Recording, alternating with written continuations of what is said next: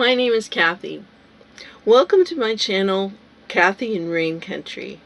Today I'm going to be teaching you how to make this really nice, chewy bread. It's got lots of seeds in it. It's got hemp, chia, pumpernickel, buckwheat, and a lot of stuff that will really help you digest wheat easier. Anyway, let's get started. I like to use sourdough starter. This is my sourdough starter. I've been working on this for about 3 months. You can get it started in as little as 2 weeks. It's a really good, strong sourdough starter. I can make a loaf of bread with it in, I would say, 4 hours. It takes a while to rise. It takes longer than regular yeast. You don't want to use yeast. You don't want to make bread that rises really quickly, because when you use sourdough starter, you ferment the bread, and during the fermentation process the wheat is digested for you. It is made easier for your body to process, and you won't have a lot of side effects that a lot of people have when they eat gluten-filled products, you know, the bloating, gas, and that sort of thing. So I'll post another video on how to make a sourdough starter. It's really simple, and if you have the patience to wait a little bit longer for your bread in the rising process, then it's really worthwhile. So I use, for this recipe, I use a cup of this starter. I replace the amount of starter in my jar by using a cup of water and a cup of flour. Mix it up, put it back in the refrigerator. But when I'm making this bread, I take a cup of this sourdough starter, a 1/4 cup of filtered water. Make sure it's filtered, because you don't want, if you're making a nice homemade loaf of bread, you don't want a bunch of chemicals in your bread. So a cup of water, can be lukewarm. I use a bread machine because I have arthritis in my hands, and it's a little bit harder for me to knead bread every day, and I like to make bread, you know, a lot, at least every couple of days. So if you have the extra wattage in your home, your homestead, to use a bread machine, I highly recommend it. I don't bake in the bread machine. I use my gas oven. It produces a better crust. It's a chewier crust. So anyway, and I can depend on the rising. It's more dependable. The heat is more even in the gas oven. It's more environmentally responsible. So anyway, that's what I use. You can use the bread machine if you'd like, but I'm telling you, this loaf, if you like this shape, this dome shape, then it's much better to use gas oven. So you take the sourdough starter and the water, and you put it in the bread machine. I add a cup of this natural white all-purpose flour. The brand I like to use is Wheat Montana. It's non-GMO. It's inexpensive. You can get it anywhere. I would say most grocery stores carry it on the West Coast. I'm not sure about the East Coast. You might need to find another source for your white flour, but I use 1 cup of the white all-purpose flour. I use 3/4 of a cup of this whole wheat flour. It's Bob's Red Mill whole wheat flour. It's really good for baking bread. Anyway, and you can find this in most grocery stores as well. It's been around for a while. Now comes to the fun part. I use a 1/4 cup of buckwheat flour. This is Bob's Red Mill buckwheat flour. It's a really great source of protein. I love buckwheat pancakes, and it gives you a nice dark color. I use pumpernickle meal, a 1/4 cup of pumpernickle meal. This is Bob's Red Mill, but you can probably find other brands that you might like. And this, you might have a hard time finding this. I use acorn starch, which is like acorn flour. I found this in a little restaurant in Martinez, California, on the marina. It comes from San Mateo, California, or it's distributed by San Mateo, California, and it comes from China, actually. So, that's the only source I've found for acorn flour. You, of course, can always grind your own. There's plenty of acorns around, especially in California, in the area of Northern California, where I bought this. So I don't know why it came from China, but anyway, 1/4 cup of acorn starch. And then you want to use 1/4 cup of ground flaxseed. This actually is a Walmart brand. It says Heart Health, but I got it in the supplements section. You can grind your own. There's many places where you can get flax seeds and then just put it in a food processor and process it, and there you go.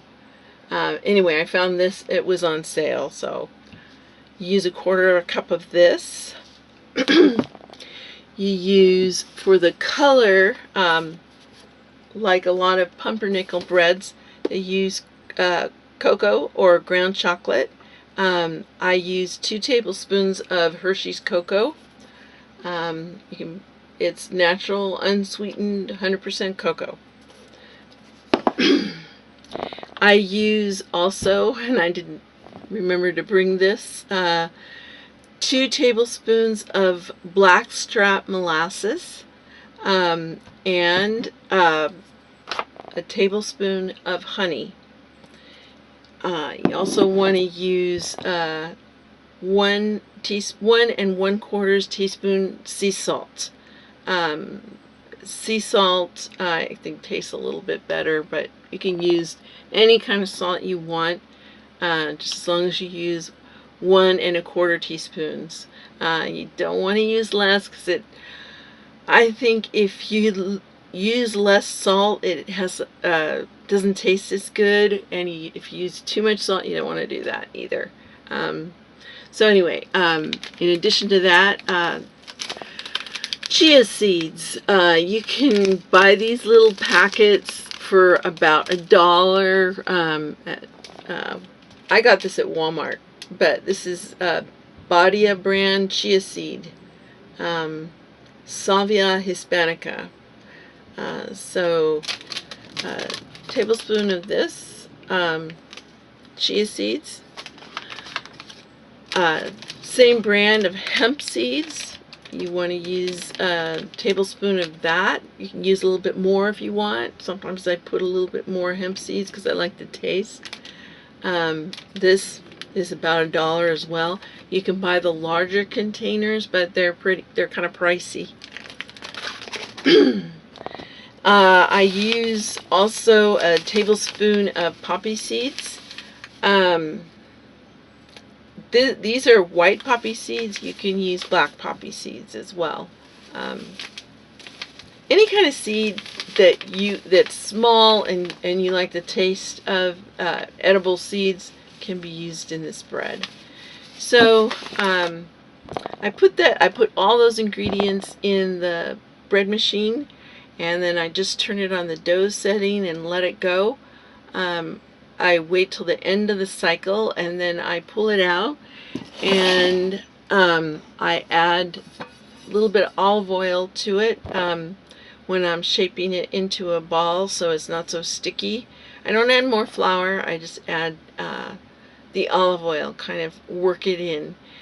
And then I use this little pot. it's kind of like the generic version of the La Crusette pot that they run about $300. I got mine at not Walmart, but the Goodwill for about $4. So get yourself a little covered pot that's about this size. I think it's about 9 or 10 inches in diameter, and it's about 4 inches tall, and it's got a nice little lid, and mine's kind of dirty, but it's coated. You can also use a cast iron pot. Those are a little bit more difficult when you're living in an RV or a really small place because they're quite heavy. But anyway, as far as temperature goes, I use a really pretty high temperature. I preheat the oven to 450 degrees. It's a gas oven. Sometimes I'll add a little pan of water, and it makes the crust a little bit softer. If you don't want a crust that is ripping your teeth out every time you take a bite. This is good, heavy duty bread, so it's pretty chewy. So anyway, I put that in the oven with the pilot light lit, and it's already risen quite a bit in the bread machine, but I punched it down and folded it in and made it into a little round ball. And you want to let it rise for, I would say, about 4 hours, and that will actually make it even taste better because the sourdough gets a little bit more sour, and it has that kind of homemade sourdough taste. So you let that go for about 4 hours. I would cover it with a damp tea towel or damp paper towels, whatever you have. Then I remove the paper towel or the tea towel. I put the cover on, and I bake it in a 450 degree oven for about 20 minutes. It doesn't take very long. At 20 minutes, I will start checking it to make sure it's the bottom isn't burning or anything like that. If you have a nice bread baking fragrance, and you don't smell anything that smells like burnt toast or anything, then you're okay. And I turn the oven down to about 350 and let it go for another 10 minutes, and then I keep watching it and to make sure it's not getting dried out or burning or anything. And you want to make sure that the crust is or the top is firm, but you don't want to overcook it. So I would say half an hour is probably about max for this loaf. It's a fairly small loaf. I cook for one person, obviously, one person homestead. So that's about half an hour worth of baking is probably good enough. And then once I take it out of the oven, I take either earth blend, it's like I want to say margarine or butter substitute, or it's a vegan butter substitute, and I spread it all over the top to kind of soften the crust. Or you can use regular butter, plain salted butter, anything like that, and then wait till it cools and it's ready to eat. So I hope you like this video. I hope you try this bread. It's really delicious. everybody seems to love it, and I've had really good luck with it. It's fairly simple to make. It's got quite a few ingredients, but I think it's worth it. It's really healthy, and hope you enjoy Kathy in Rain Country. Subscribe and like, and I will list the products in the comment section, as well as where to find them. Okay, see you later.